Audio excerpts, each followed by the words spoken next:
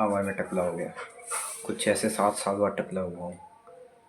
आखिरी बार जब टकला हुआ था तब 2019 से पहले था। मतलब मुझे मुझे उतना याद है, 2019 से पहले था, जब कोरोना आया था उससे पहले था। पबजी से सबसे पहले, यहाँ तक 2017 में हुआ था।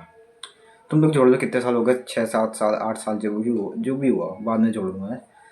हाँ, तो बस रीज़न ये था। देखो, इससे रीज़न ये मेरा गंज पड़ रहा था। मुझे ऐसा लग रहा था मेरे यहाँ से जो हेयर लाइन है ना वो पीछे भाग रही थी, एक यहाँ पे एक यहाँ पे।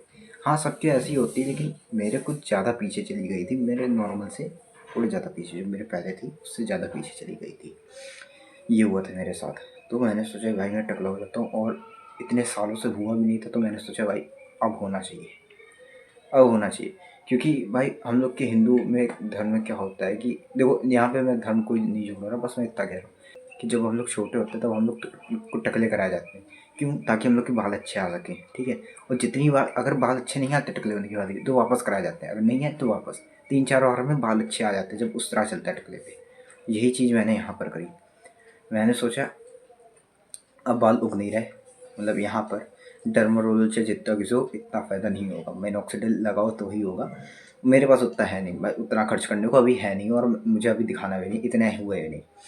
तो और जब बाल रहते हैं ना तो उसमें जो तेल लगाओ ना, तुम कितना भी तेल लगा लो तो जड़ तक जाने में थोड़ी प्रॉब्लम होती है।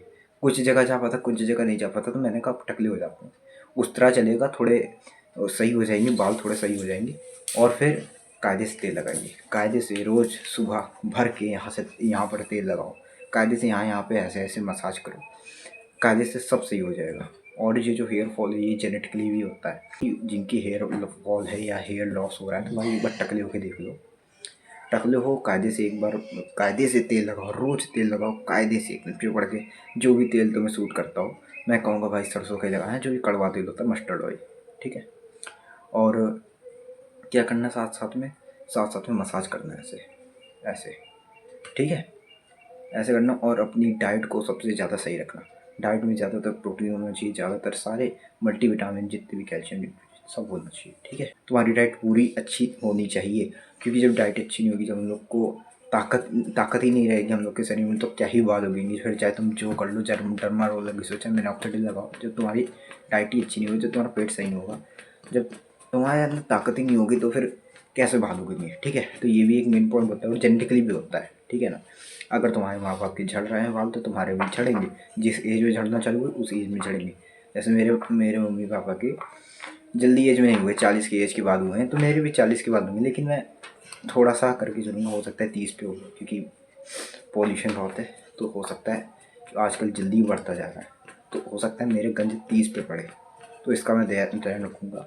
और तुम लोग भी यही करो, टकले हो जाओ, कायदे से मसाज करो। अगर हेयर लाइन पीछे जा रही है ध्यान दो, ठीक है। कायदे से अपनी बालों का ध्यान दो, अपनी हेयर लाइन का ध्यान दो, नहीं तो तुम लोग अंकल दिखने लग पड़ोगे भैया से सीधे, ठीक है। और कायदे से तेल लगाना, कायदे से मसाज करना, एक बार उस तरह चलवा देना, ट्रिमर से ना करना, उस तरह चला देना। और मिलते हैं फिर किसी और वीडियो में। जाओ खाना खा के सो जाओ।